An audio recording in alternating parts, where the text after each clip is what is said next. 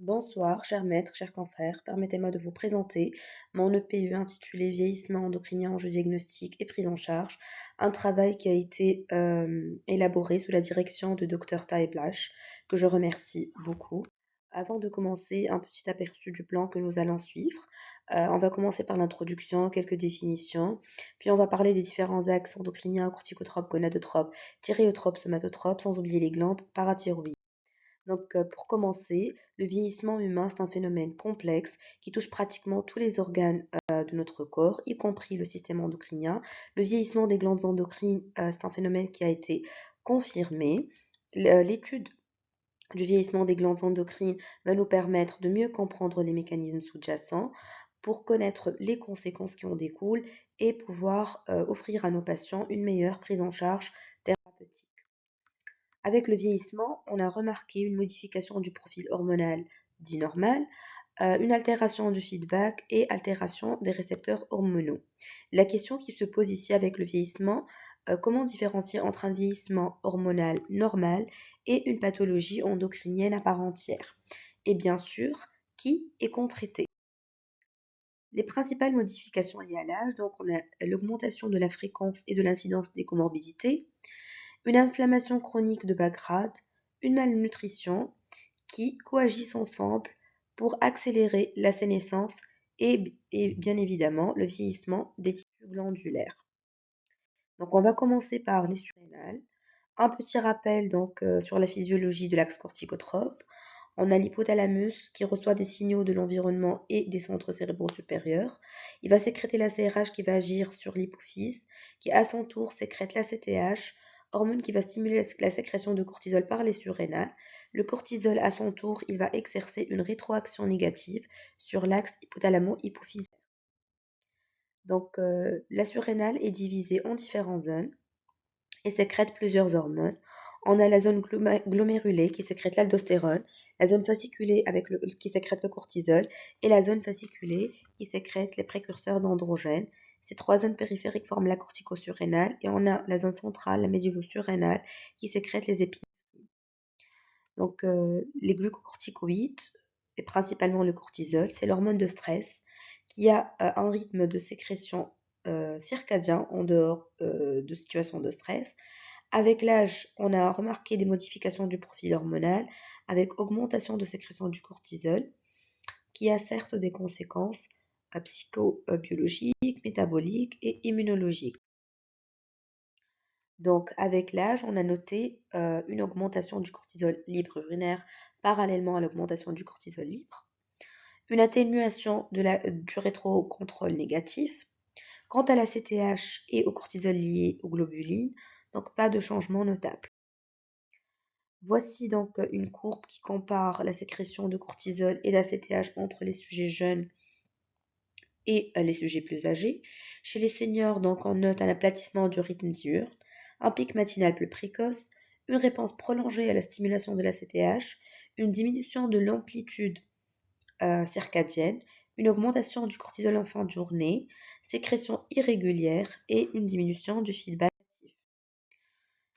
Mis à part le mécanisme central, on a un mécanisme périphérique d'augmentation de sécrétion de cortisol, au centre duquel on trouve la 11-bêta désoxystéroïde hydrogénase de type 1, qui est une enzyme qui joue un rôle de conversion.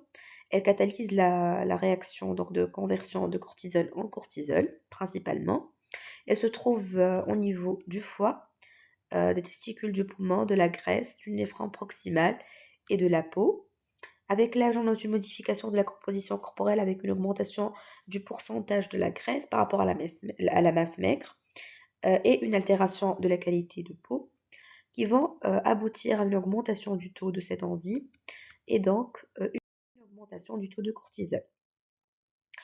Je vous montre aussi une figure qui souligne le rôle de la 11-bêta hydroxystéroïde deshydrogénase de type 1 qui agit principalement au niveau du foie et au niveau de la graisse. Donc, comme je l'ai déjà noté, avec l'âge, on a une augmentation du pourcentage de graisse dans le corps donc, des individus et d'où il va y avoir une augmentation de l'action de cette enzyme et par conséquent une augmentation du taux de cortisol libre.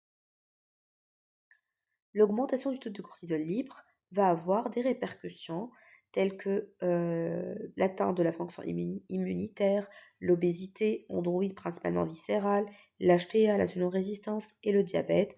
Donc, ça nous donne un effet comparable entre le vieillissement physiologique et l'hypersécrétion de cortisol. Une autre diapositive qui résume les différents effets de l'hypersécrétion de cortisol, donc avec des effets métaboliques, un risque osseux, notamment les fractures vertébrales, une accélération de la sénescence, une augmentation de la mortalité, toutes causes confondues, avec un déclin cognitif secondaire à l'effet neurotoxique du cortisol. Quant aux moyens de dépistage, donc je ne vais rien apporter de nouveau. On a le test de freinage minute à 1 mg d'hexaméthasone, le taux de cortisol salivaire à minuit, le cortisol libre urinaire par 24 heures.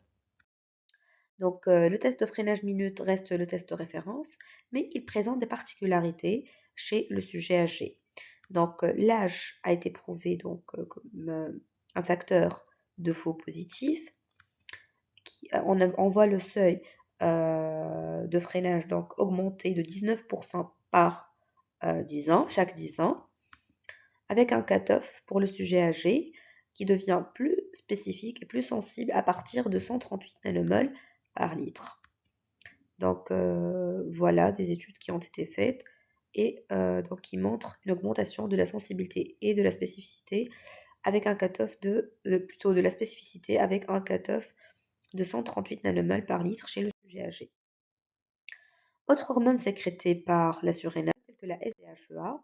Donc, la SDHEA, c'est un précurseur inactif qui subit une conversion périphérique en hormone sexuelle. Voici une courbe qui montre donc l'évolution ou bien la variabilité du taux de la SDHEA tout au long de la vie des humains, donc chez les hommes et chez les femmes.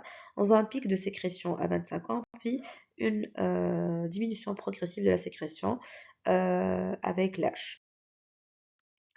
Ce qui fait donc qu'on a établi des valeurs de référence selon l'âge chez les hommes et chez les femmes, et à partir de 50 ans, on note une baisse significative de ce taux. Donc la diminution de la SDHE avec l'âge est un témoin de vieillissement, et parallèlement, ça évolue donc parallèlement à l'atrophie de la zone réticulée, et ça s'accompagne avec des risques notamment cardiovasculaires, d'athérosclérose, de mortalité. Ça a été corrélé avec des risques de cancer cutané et du côlon, plus ou moins du cancer du sein. Et bien sûr, ça s'accompagne avec des symptômes sexuels, surtout chez les femmes. On a aussi une sécrétion de minéralocorticoïdes.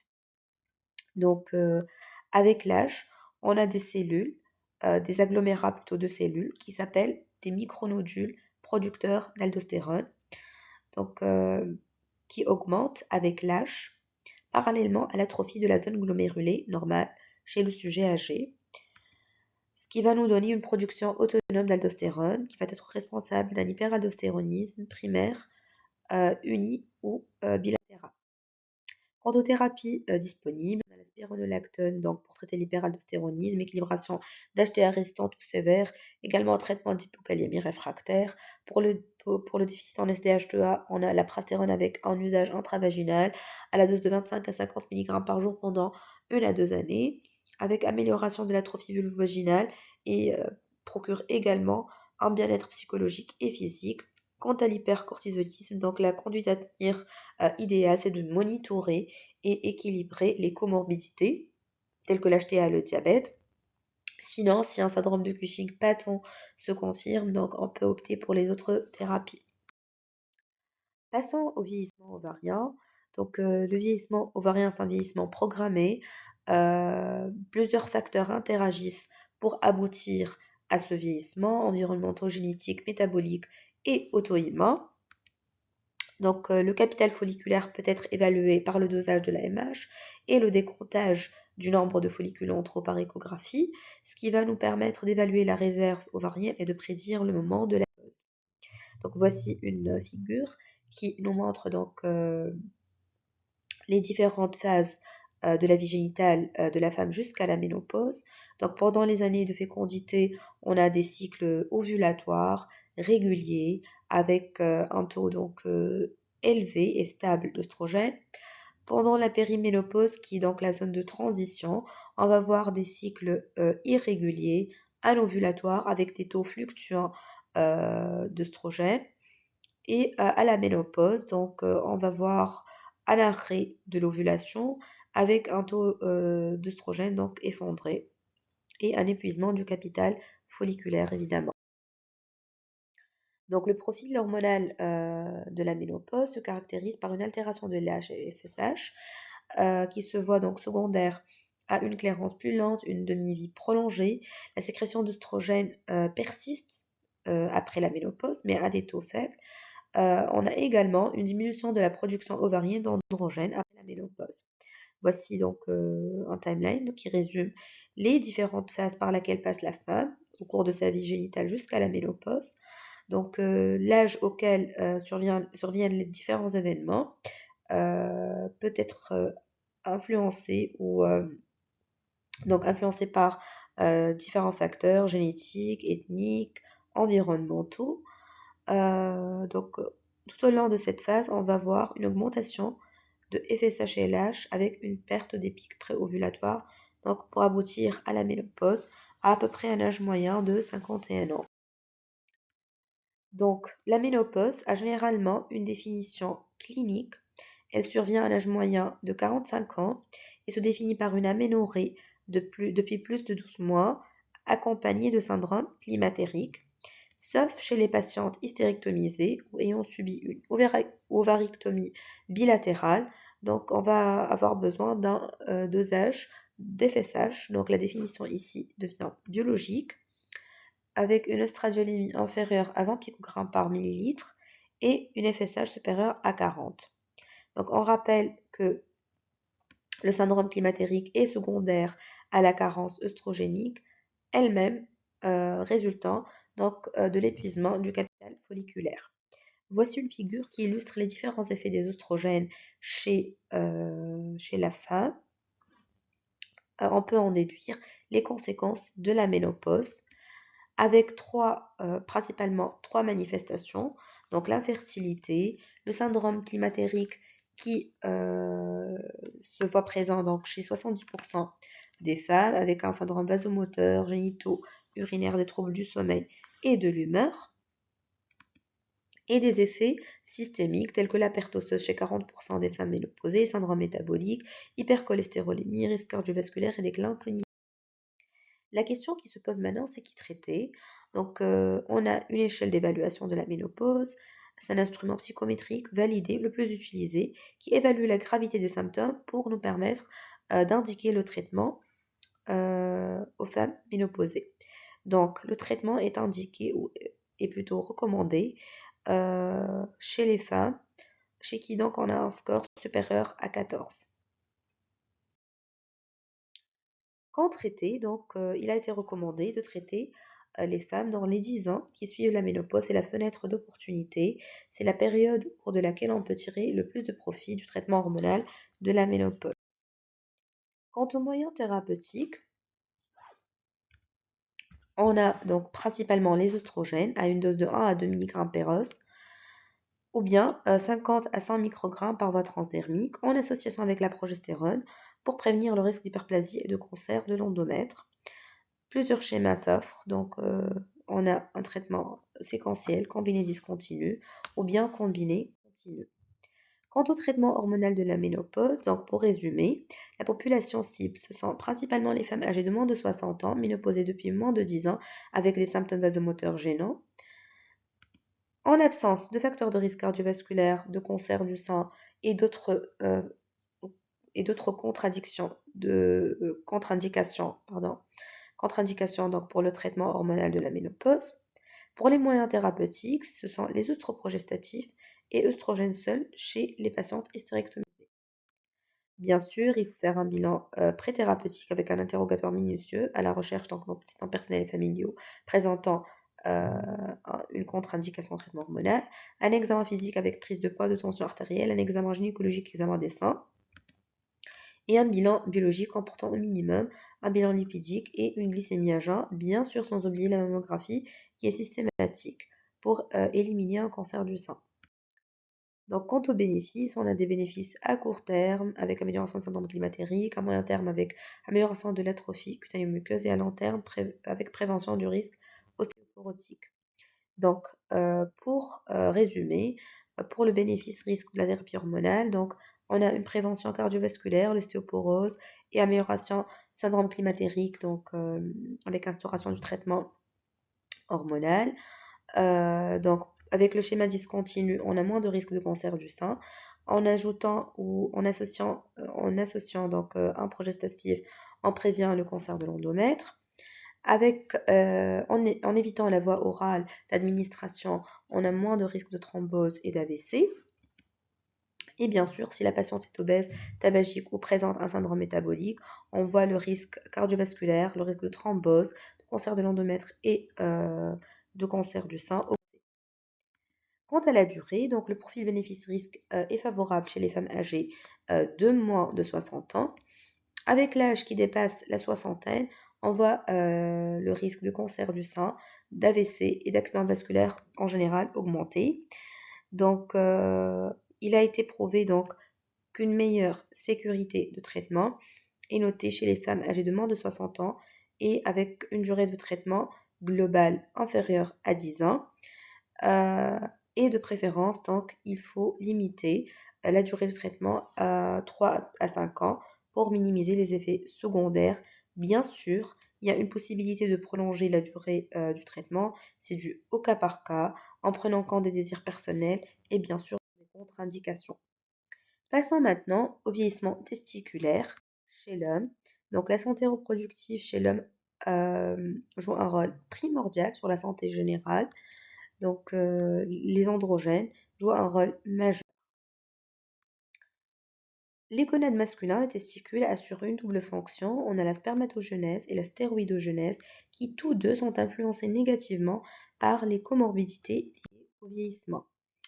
Donc, avec l'âge, on note une baisse de la testostéronémie totale, une baisse également de la testostéronémie libre, avec augmentation de la sex hormone binding globulin, augmentation de la LH et atténuation du rythme circadien de sécrétion.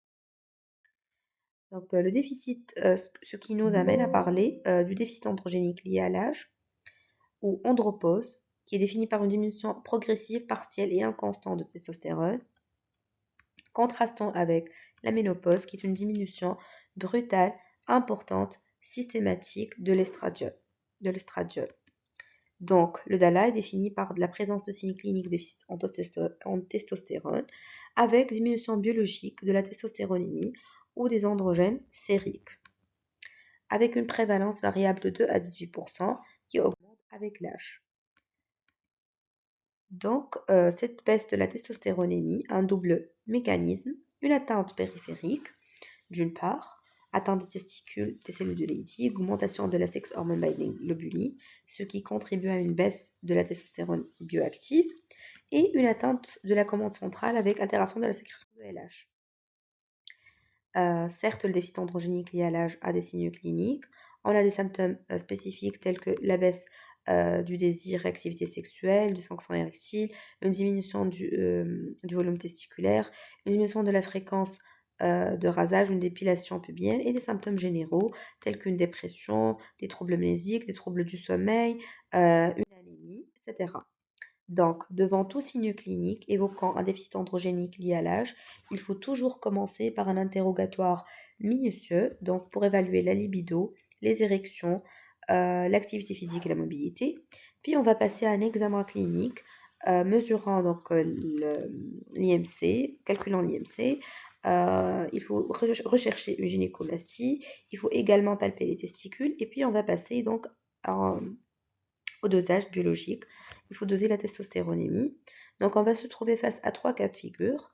Donc, si la testostéronémie totale est supérieure à 3,2 nanogrammes par millilitre, le diagnostic est très peu probable.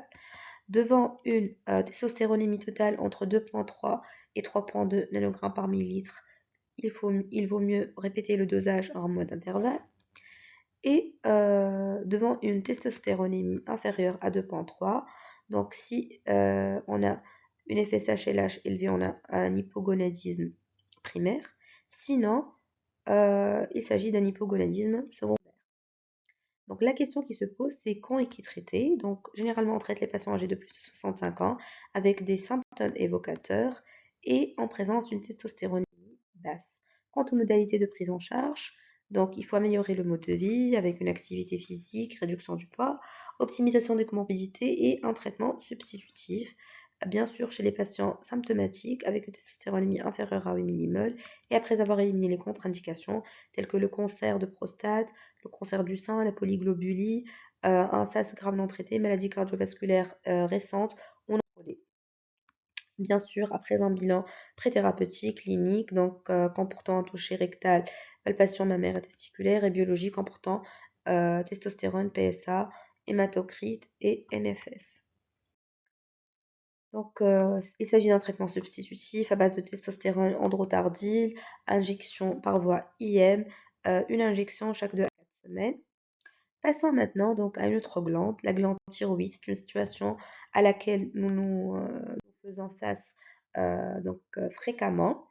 Donc, chez le sujet âgé, on note une diminution de la clairance de T3 et T4, une augmentation de la demi-vie de T3 et T4 avec une diminution compensatoire de production des hormones thyroïdiennes.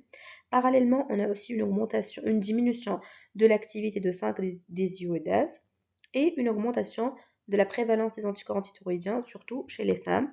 Donc, la résultante, c'est une augmentation de la TSH. Donc avec l'augmentation de l'âge, on note une augmentation de la TSH qui est secondaire, qui peut être secondaire à une adaptation physiologique, à d'autres pathologies extrathyroïdiennes, iatrogènes ou à des pathologies thyroïdiennes. Donc voici une courbe qui montre une augmentation de la TSH parallèlement à l'augmentation de l'âge, ce qui fait qu'on a établi des seuils euh, adaptés à l'âge. Donc la valeur normale de TSH chez les sujets âgés de plus de 60 ans, c'est l'âge divisé par 10. Donc, qui dépister? Généralement, on ne demande pas une TSH chez tous les patients âgés de plus de 65 ans, mais il est recommandé de dépister l'hypothyroïdie surtout, donc en présence de symptômes évocateurs, découverte ou décompensation d'insuffisance cardiaque, en présence de déclin cognitif récent ou aggravation des troubles neurocognitifs, syndrome dépressif inexpliqué, altération de l'état général, constipation ou bien altération du bilan lipidique. Donc, à partir d'une TSH supérieure à 20, on parle d'hypothyroïdie patente. Généralement, à partir d'une TSH supérieure à 10, le traitement par dioxine est indiqué. En dessous de 10, donc le traitement est discutable. Il y a une corrélation entre la TSH et les complications. Avec une TSH inférieure à 7, on ne trouve pratiquement pas de complications cardiovasculaires. Entre 7 et 10, on voit une augmentation du risque de mortalité. Et avec une TSH supérieure à 10, on voit une augmentation des coronaropathies avec mortalité cardiovasculaire. Pour le traitement, donc le moyen de traitement, c'est un traitement substitutif par L-thyroxine. Les doses de départ sont généralement faibles à partir de 12,5 microgrammes, avec augmentation des doses progressivement, bien sûr, tout en surveillant le patient, son état général et les comorbidités. Pour l'évolution, on voit un passage en euthyroïdie chez 68% des patients et une persistance de l'hypothyroïdie dans 32% des cas. Voici une autre diapositive qui résume donc la conduite à tenir devant une élévation de la TSH chez le sujet âgé. Une autre situation clinique qui simule le vieillissement, c'est l'hyperthyroïdie subclinique qui pose donc un problème diagnostique chez le sujet âgé. On voit donc des symptômes atypiques, une augmentation de la fréquence, des étiologies dominées par des nodules autonomes et des complications graves pouvant mettre en jeu le pronostic vital du patient avec une augmentation de la fréquence de fibrillation auriculaire et des fractures. Généralement, le traitement est indiqué chez le sujet âgé de plus de 65 ans en présence d'une TSH inférieure à 0,1, même en présence d'FT4 normal. Et chez le sujet âgé en présence d'une FT4 normale avec une TSH inférieure à 0,4, il est recommandé de traiter le patient en présence de signes de thyrotoxicose importants. Donc, avant-dernière glande, donc on va parler de l'axe somatotrope. Voici une figure qui résume donc la physiopathologie, bien un petit rappel physiologique de l'axe somatotrope, pardon. Donc, la sécrétion de GH diminue chez les obèses, en cas d'hypothyroïdie, chez les diabétiques de type 2, en cas de maladie grave prolongée, également chez les sujets âgés. Voici une courbe donc qui compare la sécrétion de GH chez les sujets âgés et les sujets jeunes. Donc, on voit une sécrétion pulsative chez les sujets âgés également, mais qui diminue de 50% chez chaque 10 ans. On voit également une diminution de l'amplitude des pics de sécrétion et parallèlement à la baisse du taux de GH, on voit également une baisse du taux de l'IGF-1. Après la ménopause, le taux de GH chez les hommes est pratiquement le même que chez les femmes. Par contre, chez les femmes sous thérapie hormonale de la ménopause, donc les oestrogènes inhibent plutôt la sécrétion de GF1 par le foie et donc on va augmenter la sécrétion de GH par euh, inhibition donc du rétro-contrôle négatif de l'IGF1. La voie transdermique donc permet de nous éviter cet effet avec une augmentation de GF1 et une GH qui reste inchangée. Donc la baisse de GH et de l'IGF1 chez le sujet âgé a été corrélée à une augmentation du pourcentage de graisse totale, une diminution de la masse musculaire, une diminution de la condition physique, de la fonction immunitaire et des hormones sexuelles. Le caractère causal ou corrélatif reste controversé. Donc, un autre mécanisme a été impliqué dans la baisse de GH chez le sujet âgé, donc qui implique la gréline qui est un peptide sécrété par l'estomac, donc qui diminue avec l'âge, qui serait responsable de l'anorexie et de la baisse de la GH. Le mécanisme reste mal élucidé. Donc, la gréline joue un rôle de régulation de sécrétion de GH et serait responsable des pics élevés de GH en post. Donc la question qui se pose ici, quel est l'intérêt d'explorer l'axe somatotrope chez le sujet âgé? Des études menées chez les rongeurs, les souris, etc. Donc ont montré qu'un taux de GH bas protège contre certains cancers et augmente la longévité. On a voulu donc chercher à quel point c'est vrai chez les humains. Donc au contraire, chez les humains, un taux d'IGF-1 faible a été corrélé avec l'augmentation de la mortalité. La trajectoire de GF1 est prédicteur donc, de mortalité plus que le taux initial, et ce, indépendamment de l'âge, du sexe, de l'ethnie et des comorbidités de l'âge. Donc, les effets donc, du traitement du déficit en GH chez le sujet âgé et donc dépendant donc, de la durée d'administration, on voit donc une amélioration du profil lipidique et de la glycémie. Mais par contre, donc, on a de nombreux effets secondaires tels que des œdèmes tissus mous, syndrome canal carpien, arthralgie, gynécomastie, donc altération de la tolérance glucidique. Donc, il faut toujours peser le pour et le contre avant d'instaurer ce traitement. Donc, les effets secondaires principalement, donc on vient de les citer, maux de tête, gonflement articulaire, ballonnement, œdème, syndrome canal carpien, gynécomastie, diminution de la sensibilité à l'insuline et augmentation de la prévalence du diabète sucré. Ces effets donc sont effets dose dépendants. Quant au traitement par sécrétagogue, mimétique de la gréline à une dose de 25 mg par jour, donc ce traitement est mieux toléré, donc avec moins d'effets indésirables, une conservation du rétrocontrôle négatif par IGF-1, pas de risque de surdosage, administration par voie orale et nous permet de préserver une sécrétion pulsatile de GH. Donc jusqu'à maintenant, aucune thérapie permettant une augmentation de sécrétion et ou de l'action de GH n'a été approuvée comme thérapie anti-H. Donc les bénéfices sont beaucoup moins que les risques et donc la seule indication donc de GH, c'est pour les enfants souffrant de retard de croissance ou bien dans les cas de cachexie liés au VIH. Donc, avant de terminer, les parathyroïdes. Donc, avec l'âge, on note une augmentation de PTH chez les hommes et chez les femmes.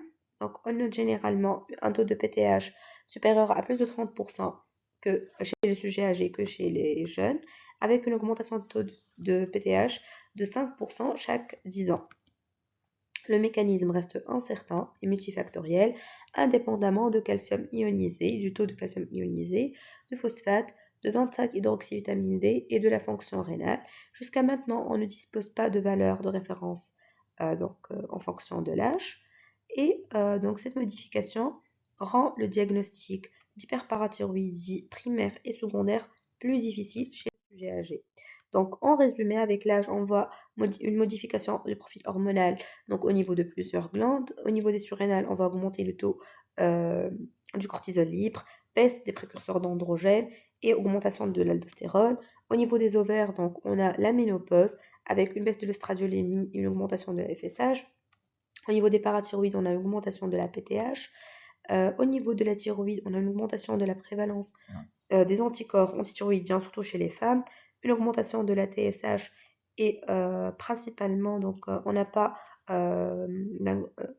remarqué de grands changements au niveau des hormones thyroïdiennes, FT4 et T3. Au niveau de l'axe somatotrope, donc on a noté une baisse de GH et de l'IGF-1. Et donc finalement, au niveau des testicules, on a une baisse de la testostéronémie libre et totale, parallèlement à une augmentation de la sex-hormone binding-globulin et de la LH.